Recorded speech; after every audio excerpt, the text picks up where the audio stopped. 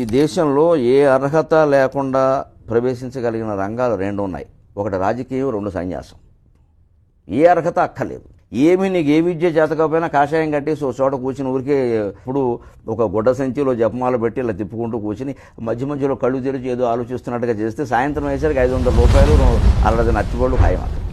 ఆ పూట వెళ్ళిపోతుంది. ఆచార్య దేవోభవ అని వేదం చెప్పింది, కానీ రామదేవోభవ, కృష్ణదేవోభవ, బాబా దేవోభవ, స్వామి ఎవరు ప్రజలు వాళ్ళ దగ్గరికి ఎడుతున్నారు? వాళ్ళు అసలు ఏమిటిది మన వల్ల కాంది, వాళ్ళ వేళ అలా అవుతుంది, ఆశీర్వదిస్తే అయిపోతుందా, వాళ్ళు ఆయన అంటే అయిపోతుందా అని ప్రజలు ఎవరికి వాళ్ళు విద్యావంతులై కాస్త ఎవరినో ఆశ్రయించద్దు. భక్తి అనేది ఈ దేశంలో ఎలా ప్రచారం అయిందంటే, మనం ఒకళ్ళకి భక్తులం అయ్యామంటే ఇంకా ఆయన ఏం చెబితే అది, ఆయన ఏం అనడానికి వీలేదు. ఆయన ఏం చేసినా మంచి, ఆయన 4 పెళ్ళిళ్ళు చేసుకున్నా మంచివాడి కిందే లెక్క, భార్యను ఏడిపించినా మంచివాడి కిందే లెక్క. ఆయన ఏదో లేకపోతే అలా చేస్తారని ఒక మూఢ భక్తి భావం ప్రవేశిస్తోంది మనుషుల్లో, గురువుల పట్ల, స్వామీజీల పట్ల, డేరా బాబా లాంటి వాళ్ళ పట్ల. మేము ఆయన నమ్మామండి అంతేనండి అంటాం.